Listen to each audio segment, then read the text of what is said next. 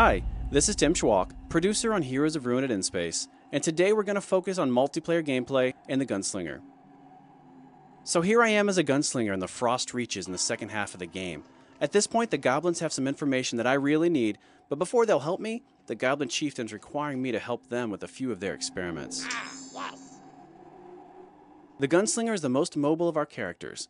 He's a great ranged character who does decent damage, and he's very good at weakening enemies with debuffs, putting negative effects on them. While he has more health than the Alchitect, he can become more easily overwhelmed by a group of enemies. He deals more direct damage to single enemies, making these Glacier Golems easy pickings. Here I'm using a mix of my default charge attack, my powerful Bullet Storm ability, and Bullet Barrage, which allows me to strafe as I fire. He's strong enough to play alone, but he's fantastic paired with other characters. For instance, the Gunslinger has some great moves that stun enemies, and the Vindicator has some moves that take advantage of that, dealing automatic critical hits on stun enemies as one example. I don't have the energy. I'm slowed down.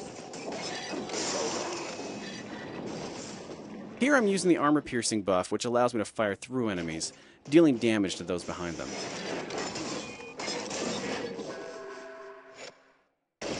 That's what I need. Excellent. Oh yeah. Oh yeah. Hey, that will do. I'm stayed down. Here you can see how our seamless multiplayer experience works. As a host, you'll get a notification when someone joins or leaves your game, and at that point, the difficulty of the level will adjust itself on the fly. Up to 3 others can join my game, either locally or over Wi-Fi, and these can be either friends or strangers. You can voice chat with friends over Wi-Fi, and you can even talk to non-friended players, if your system's parental control settings allow for it.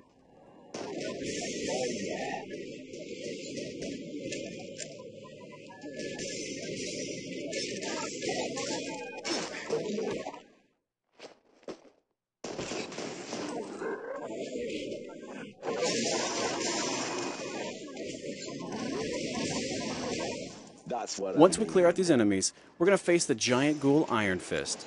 He shouldn't present too much of a challenge for us.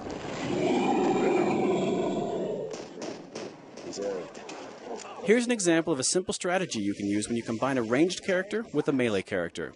The Savage can keep enemies at bay with his strong melee attacks, while the Gunslinger fires at them from a safe distance. There are, of course, more in-depth strategies where specific powers are concerned, but this is a tried-and-true way to combine forces. At this point, the Goblin Chieftain and his scientists are going to bring together all of the knowledge we've helped them gather through the experiments, and they're going to try and create their very own hero. As with all battles in the game, this one actually becomes more difficult as additional players join the fray. Of course, with additional allies, you open yourself up to all sorts of strategic advantages.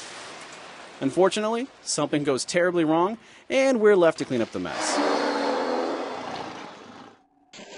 The Goblin Colossus attacks actually resemble some of the experiments you helped the Goblin Scientists complete. The Goblin Colossus also becomes more dangerous as he nears death. He has a desperation buff that boosts his damage potential when he's low on health. One cool thing to note is that all buffs are shared between party members at certain distances when they're at their max level. Another cool thing is that you can earn benefits by playing with your friends. Heroes of Ruin is a lot of fun when playing alone, but the full potential of the title is unlocked when you join the quest to cure Ataraxis with other gamers. Watch for Heroes of Ruin, coming soon exclusively to the Nintendo 3DS.